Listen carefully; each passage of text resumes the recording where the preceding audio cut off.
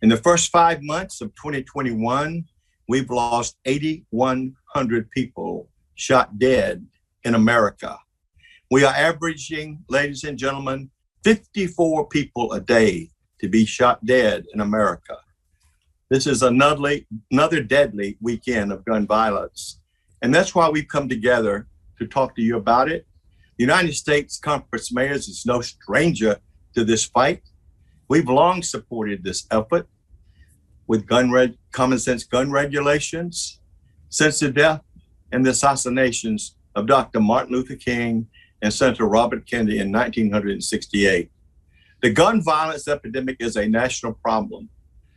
The proliferation of guns goes beyond local policies, and we continue to deal with state legislatures that do not understand this.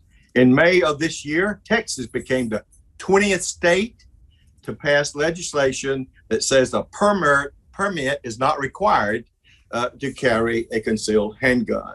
So while mayors stand up to do what they can do, states are preemptive, then it's got to stop. So we are calling, and we have worked with President Biden. I worked with him when he was in the Senate. There's nobody that understands this better than him. He's our friend, and we want to partner with him, and we want to work with him in our cities to help us protect our residents in America and stop these senseless killings that are happening every day on the streets and neighborhoods of America. And now it's my pleasure to introduce you the new president of the United States Conference of Mayors, Mayor Nan Whaley. She takes this very seriously. It's personal. We all remember the massacre in Dayton not too long ago. And so now calling our president, Mayor Nan Whaley. Thank you, Tom. Good afternoon. As Tom said, I'm Nan Whaley, Mayor of Dayton, and as of this past Friday, the new president of the United States Conference of Mayors. Thank you for joining us today. A quick housekeeping note. After some opening remarks from the mayors on this call, we will take questions from reporters. Please put your questions in the Q&A function of this Zoom. American cities, big and small, represent the vitality and vibrancy of this country. As cities go, so goes the country. Look, we've all been through a lot this last year, but working with the Biden administration, I'm confident that cities are going to be the drivers of America's recovery. We are finally seeing real optimism. The work is hardly over, though. The harm from this pandemic has been felt in many ways. One of those byproducts has been a devastating surge in gun violence. 2020 was one of the worst years for gun violence in our history, and 2021 is on pace to be even worse. Over the weekend, several more American cities came to know the nightmares of a mass shooting. More places that people call home have forever been changed. On Friday night alone, there were 4 mass shootings over a period of 6 hours in Austin, Chicago, Savannah, and Cleveland. You're going to hear from some of those mayors today. You're going to hear what they went through, and you're going to keep hearing from mayors until we bring this crisis to an end. I know this horror all too well. It happened in Dayton. It can and it will continue to happen until we do something to stop it. That's why I've pledged that my tenure as conference president will be focused on demanding change to end the gun violence epidemic in America. Today, I, along with several other leaders in the U.S. Conference of Mayors, have sent a letter to President Biden asking that he make the ending this crisis a priority for his administration.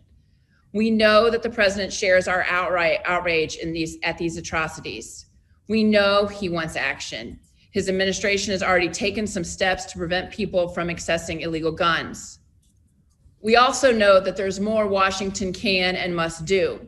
We want to work with him through executive actions to strengthen the tools we already have. And we want him to know that we will stand with him to drive Congress to get off the sidelines and do something about the tens of thousands of our fellow citizens who are shot dead every single year. We need leaders in Washington to wake up to this crisis. Wake up. It's too easy for guns to fall into the wrong hands, and it is getting worse. The simple fact is we cannot stop gun violence without common sense changes to our gun laws. We also need greater enforcement of the existing laws, and we need greater tools and resources to be able to stop the illegal sale of guns. Okay, thanks. Here's the bottom line. I don't want any other mayor to have to grieve with a family who lost a loved one to gun violence. I will not accept that dozens of Americans dying from guns every single day is just something we have to live with. We won't tolerate that. Some people say we just can't do anything about this. I won't accept that either. And so the U.S. Conference of Mayors is going to continue making our voices heard until some more people in Washington start to wake up and do their jobs. And now I'd like to invite my friend, the mayor of Chicago, Lori Lightfoot, to say a few words. Lori? Thank you, President Whaley. Ladies and gentlemen, I come to you on this conference call as a mayor of the city that is grieving once again in the throes of a mass shooting that just happened in the early morning hours here in Chicago. 4 more people shot dead, many more injured. But what I also know is many more lives have been deeply affected. Every time there's a single shooting, let alone a mass shooting, it's like putting a pebble into a body of water. The ripples spread out, and many, many lives are affected. I want to thank the conference for organizing this opportunity for the mayors to speak. This is really an impetus of our new leader, Nan Whaley, but also comes in the wake of the tragedy that happened in Austin just recently. But as Nan Whaley said, it's not about a single city. This is a surge of gun violence across our entire country. Tom Cochran, our esteemed executive director, said it well. Every day in America, people are dying needlessly from gun violence. And we do need Washington to wake up to this reality. Today, we're here to call for more support from our federal partners as we work to eliminate the scourge of gun violence in our cities. Gun violence has a deep and painful history with far too many of our communities. As political leaders, especially those at the local level, we have a responsibility, indeed an obligation, to ensure that our residents, the people that we are lucky to represent, have the ability to feel safe in the neighborhoods that they call home. I know I speak for myself and other mayors across the country who have taken up this responsibility and are working literally round the clock to provide safety to our residents. But we need more support from the federal government. Here in Chicago, for example, we've been treating this problem of gun violence as a public health crisis that it is. Root cause analysis tells us that the lack of investment in people and neighborhoods is not cost-free, quite the contrary. And when you have disinvestment, it leads to despair and the absence of hope, cycles of poverty, and worse, yes, gun violence.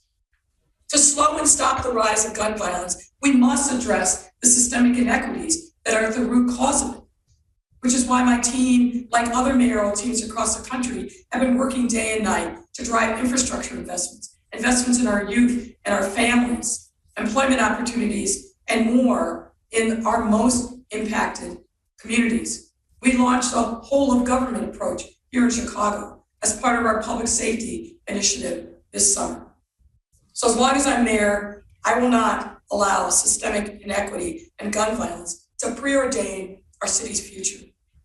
And our partners at the federal level shouldn't allow these same challenges to preordain our country's future either. Now, the Biden administration has already taken some strides towards addressing the scourge of gun violence that we face in cities across the country. Strides that include the Department of Justice proposed rules to stop the proliferation of ghost guns, and a recent announcement that the department will convene U.S. attorneys, the department's law enforcement agencies, and other department components in a coordinated and comprehensive violence reduction initiative. These steps are indeed a breath of fresh air and headed in the right direction, no doubt. And we are grateful that the administration has taken up this cause.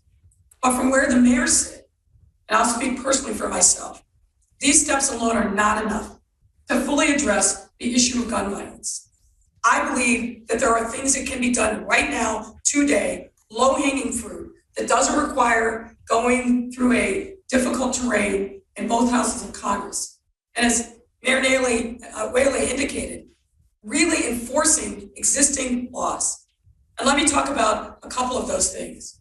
Number one, the administration has to fully empower the Alcohol, Tobacco, and Firearms Bureau to go after federally licensed gun dealers who we know are selling to straw purchasers, guns that end up on the street with 1 year, 2 years or less, and end up being used in violent crimes in our city. More rigorous enforcement, more rigorous oversight of these federally licensed gun dealers is absolutely essential. Another thing that I think is low-hanging fruit that provides an opportunity for the Biden administration to make meaningful change now. We know that in cities like Chicago, surrounded as we are by other states that have different and more lax gun control policies, that those guns pour over the border to the city of Chicago every single day. We also know that many of the guns that end up on the streets of Chicago and other cities are part of a national gun trafficking exercise. So what does that require? That requires a multi-jurisdictional approach on the part of U.S. attorneys, the Federal Bureau of Investigations, ATF, and other federal partners working in concert with each other across jurisdictions to help protect cities by stemming the tide of the flow of illegal guns into cities like Chicago. I welcome the partnership of the federal government on these and other initiatives. We desperately need them, not just in Chicago, but every mayor who's here today and others that couldn't be here is saying the same things. We need the federal government's partnership and attention now, and there are things that can be done without waiting for Congress to act. Now, Congress does need to act. We're not taking them off the hook. This has been a call and a plea that myself, and others have been making now for years. We're not sure what more it will take for Congress to heed the cries of the victims and the deceased in our cities. But we will not let them off the hook. They serve the people just as we do, and they need to act. Mayors are on the front lines. We have a responsibility, but we need partnership from the federal government. So it's my hope and expectation that our federal partners share the same vision, but importantly, the same sense of urgency around building safer, more vibrant communities. And that can't happen without an America free of gun violence. This isn't about imposing on someone's Second Amendment rights. It's about making sure that our children have a real future, that we don't keep hearing from our parents that they're afraid to let their children out on a warm, sunny day, as we're experiencing here in our city. We need your help. We need your partnership. We are ready to roll up our sleeves and get to work with the federal government. But meanwhile, we must continue to heal the wounds in our cities and do what we need to do to take care of our residents. Thank you. It's now my pleasure to turn the microphone, if you will, over to my friend, Steve Adler, the mayor of the great city of Austin, Texas. Steve, take it away. Mayor Lightfoot, thank you. President Whaley, thank you. And it's an honor to be here with my colleagues, mayors across the country, many of whom are part of that growing legion of cities that are now dealing with the aftermath of mass shootings.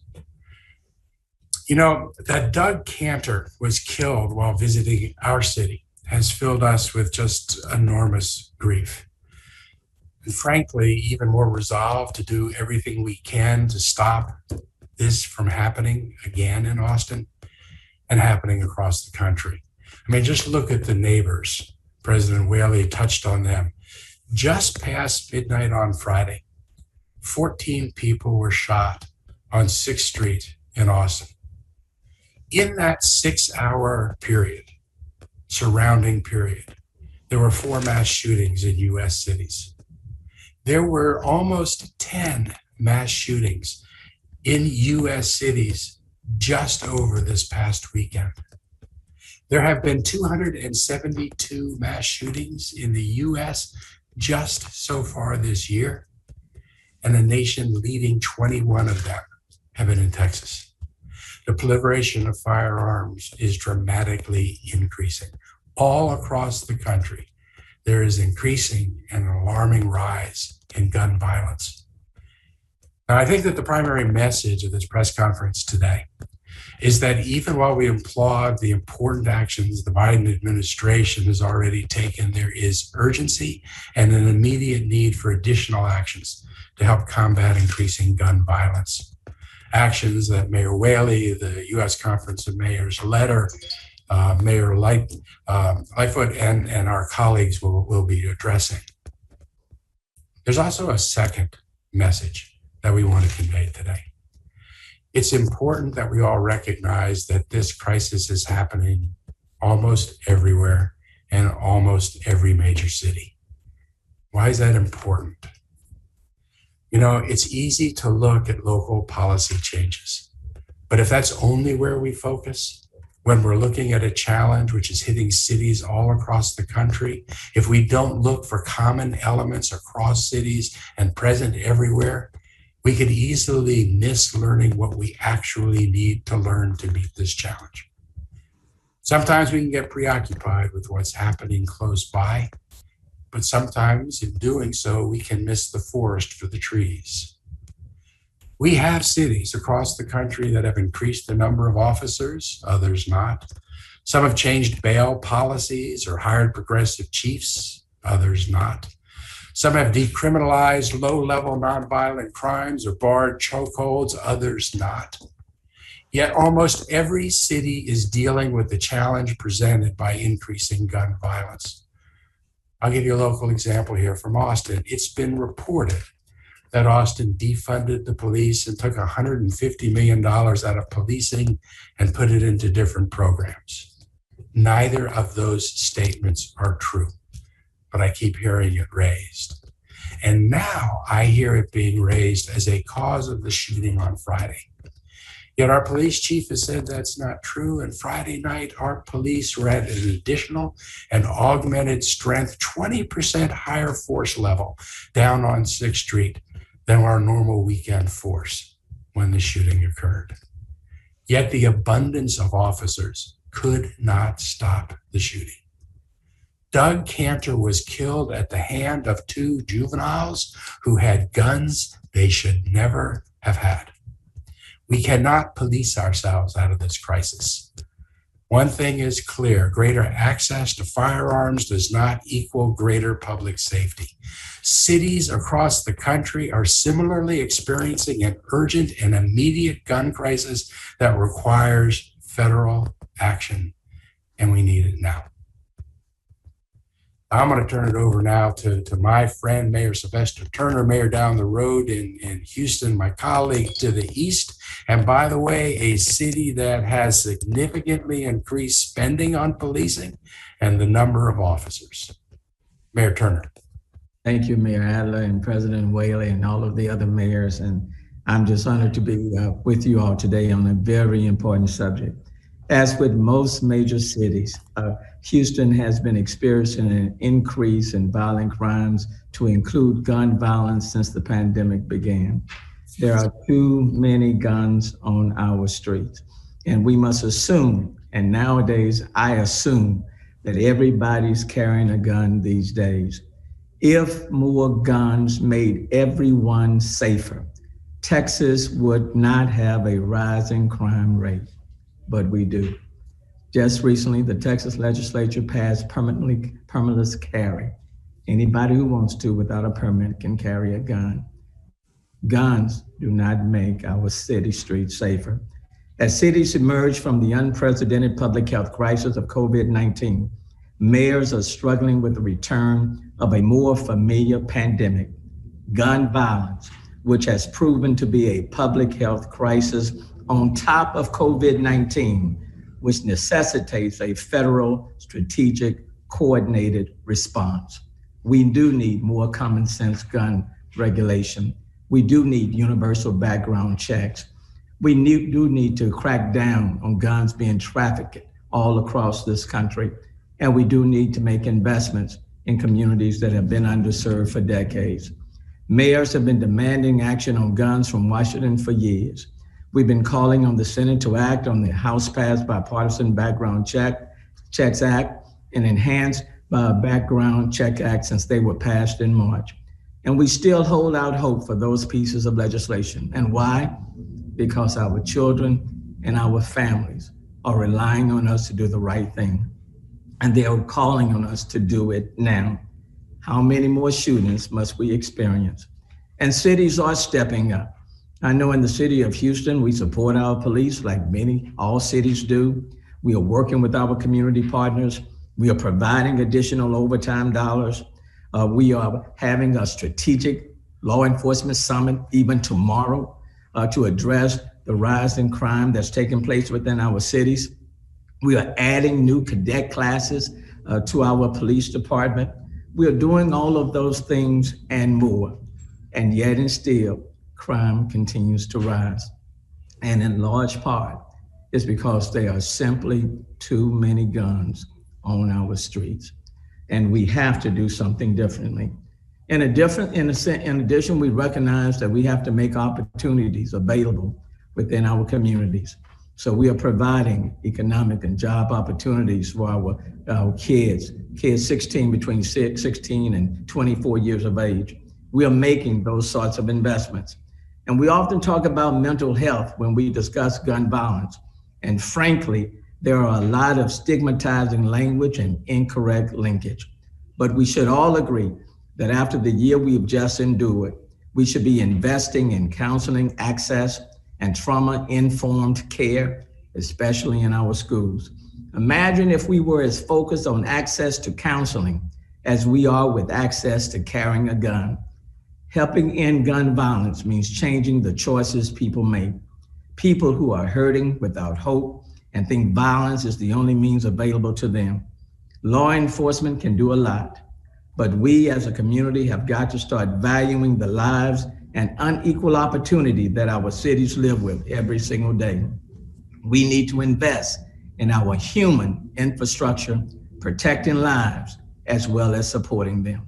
But let me just be clear, there are too many guns on our streets, and we need a federal and nationalized strategy in order to deal with this, just like the Biden administration dealt with COVID-19.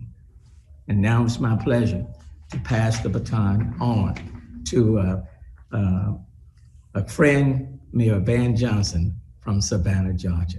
Mayor Johnson. Thank you so much, Mayor Turner, to President Whaley, to all of these distinguished leaders from across our great nation. I wish I was not here, but I am. I was one of those individuals that received a call that no mayor wants to receive. One of those cities in that 6 hours in which we had a mass shooting here in Savannah, Georgia.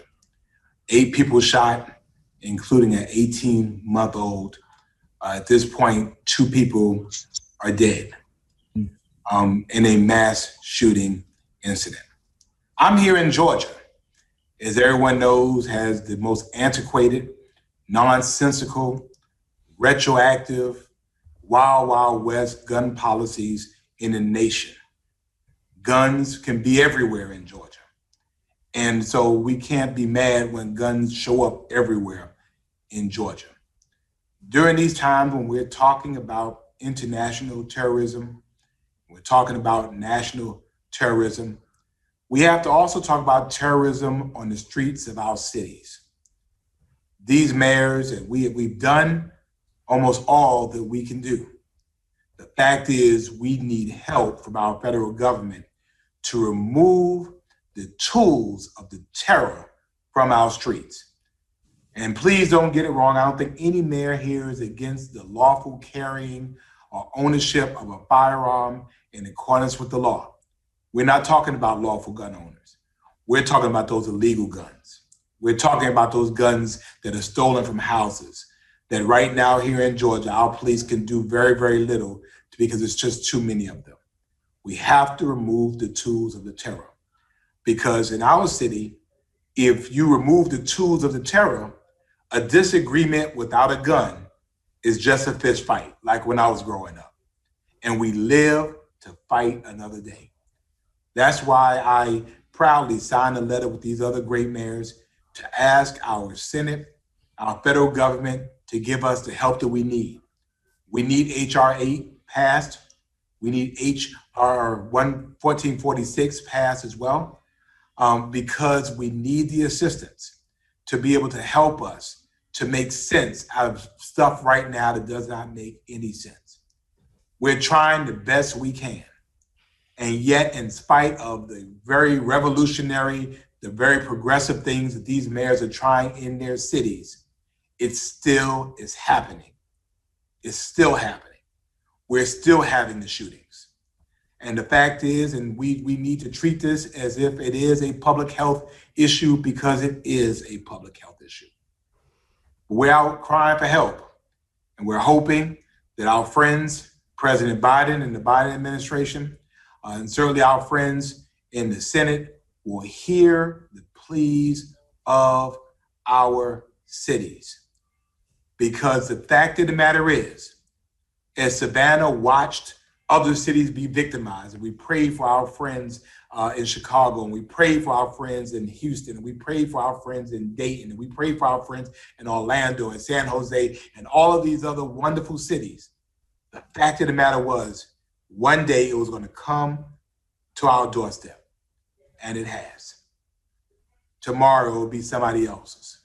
If we don't do something quickly, if we don't do something now, if we don't do something intentionally, and if we don't do something forcefully.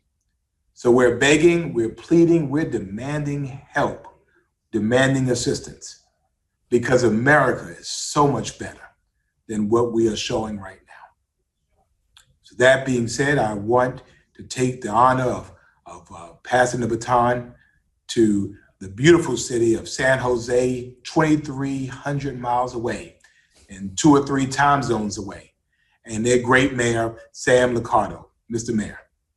Thank you, Mayor. Really appreciate it. And thank you to Madam President Whaley and to Mayor Lori Lightfoot for your efforts to convene us for this critically important message. I think, as Mayor Van Johnson said so well, it is that dreaded call. And I received it at 6:30 in the morning on May 26, just 3 weeks ago here in America's 10th largest city, where a gunman had walked into a rail yard and ended the lives of 9 coworkers.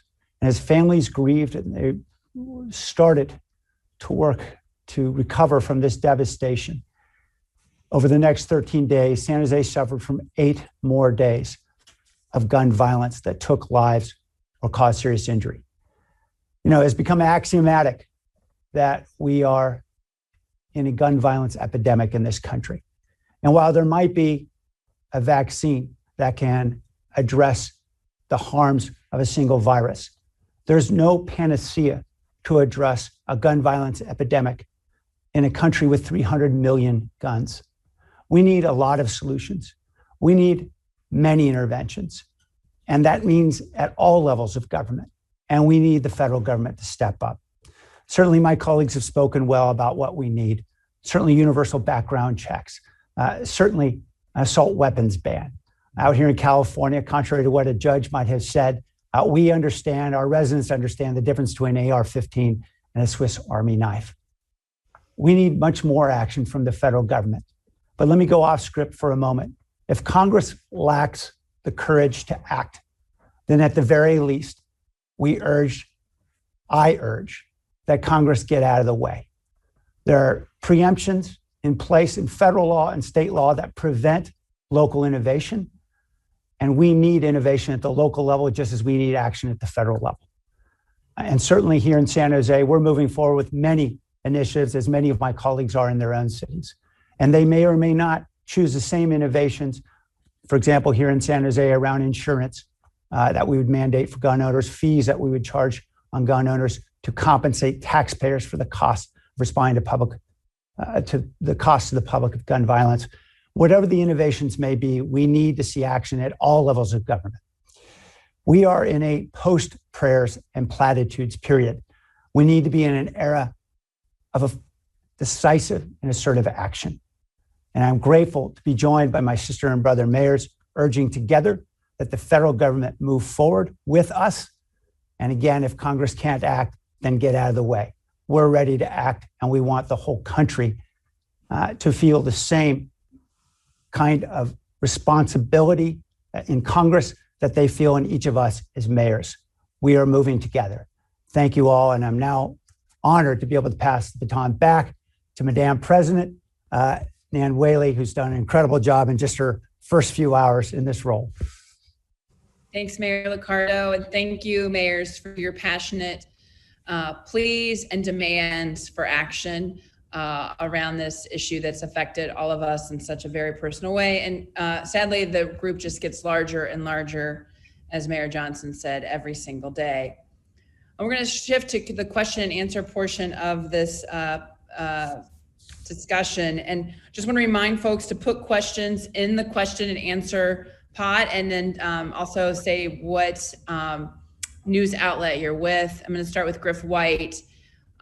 First question, and actually I think he even sent it to us before. Are there any criminal justice reforms enacted in your city or state in recent years that seemed appropriate at a time when crime was relatively low, but that you believe should be reconsidered in light of surging violence? I think I'll start, and then of course it told mayors to just raise their hand if they want to respond. No, I mean, what we've seen, frankly, in Ohio, for example, is the opposite direction. We see gun violence across our state, and we see the signing of the Stand Your Ground bill out of the State House that actually makes our communities less safe and makes people of color less safe in our community. So that's the kind of things we're seeing coming from the State House. I know Tom Cochran mentioned the preemption issue that is coming out of state houses over and over again that simply do not get what is going on in communities, and small and large across our country. And that's why we're calling on the Biden administration to take action with us and use the full extent of the power of the presidency to really push on these issues. I don't know if any of the other mayors have any comments for that question. I don't see a hand raised, so I will move on to the next one. Jamie Ortiz, Mayor Adler, a shooting that just happened this week that killed 1 and injured 13. The suspects both under 18 with guns. How is the city making sure guns stay out of the wrong hands to avoid another tragedy from happening again? You point out the most obvious right off the bat is juveniles shouldn't be having guns. There are just too many guns, and I think you heard other mayors say the same thing.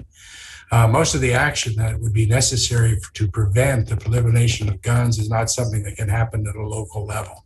That's why we're all here today calling on a national and a federal response. There are limited things that we can do locally to prevent gun violence in this way. But we're trying to do everything that we can. We're changing with the district attorney the rules with respect to gun requirements and prohibitions with respect to bond agreements.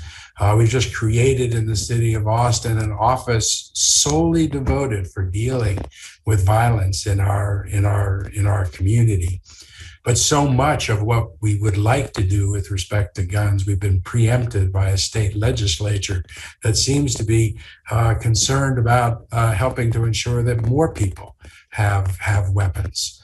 That's why today's call is mayors from across the country stepping up to say we need federal assistance. Thank you, Mayor Adler.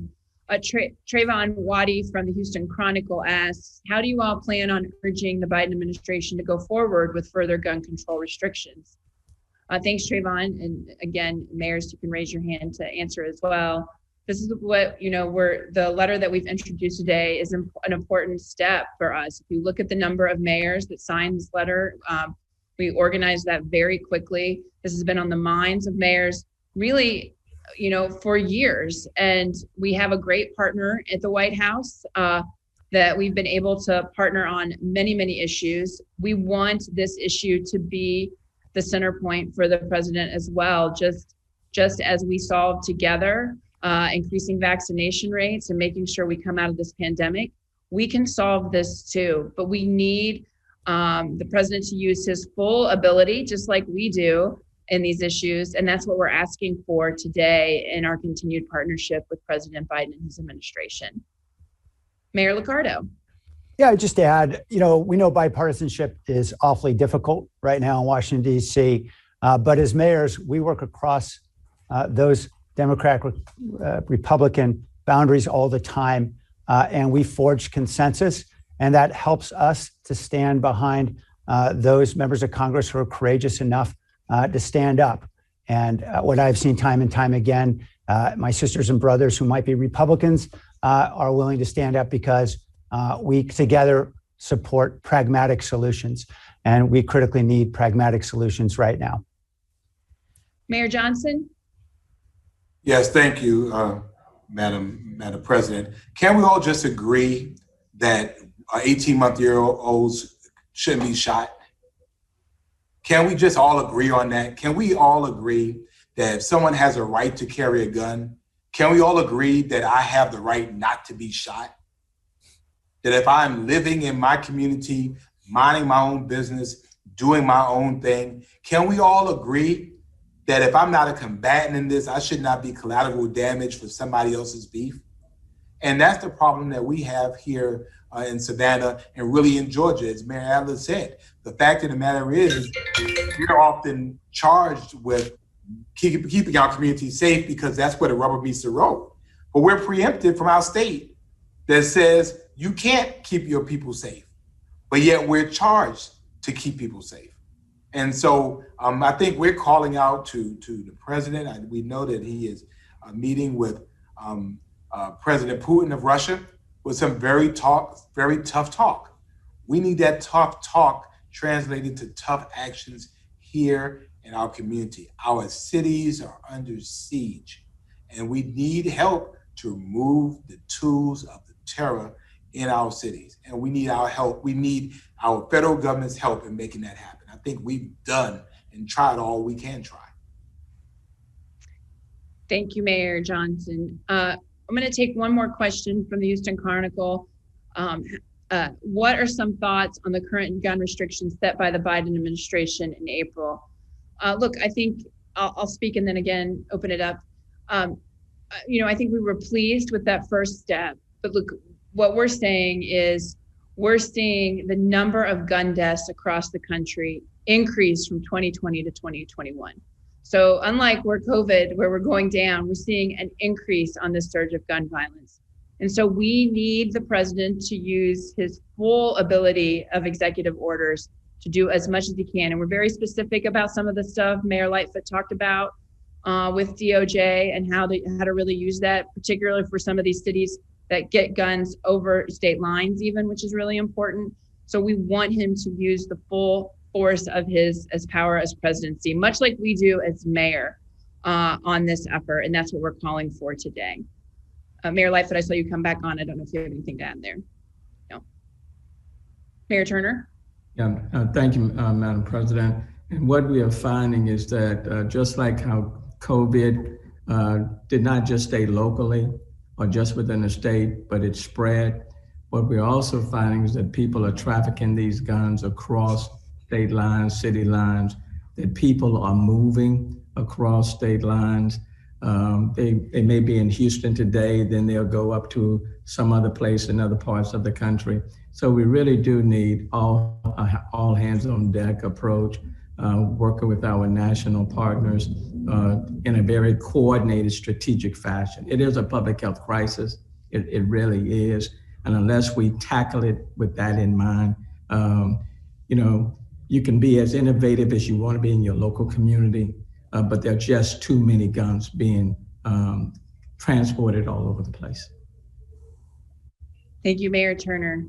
Well, look, I think I'm going to close this out, seeing no other comments from mayors about it. I want to thank my fellow mayors for speaking so eloquently about such a tough issue that we deal with too often in our communities around gun violence. Media, you can see again the letter. We put the link to the letter that we sent to President Biden today, calling for more direct action from the White House, and we're looking forward to that continued partnership. And we appreciate Mayor Adler's point that all of us are trying different actions across our communities and being aggressive around gun violence in different ways, with whatever some limited and some more abilities, depending on which state we're living in. But the fact of the matter is the surge of gun violence continues to rise. It's a national issue.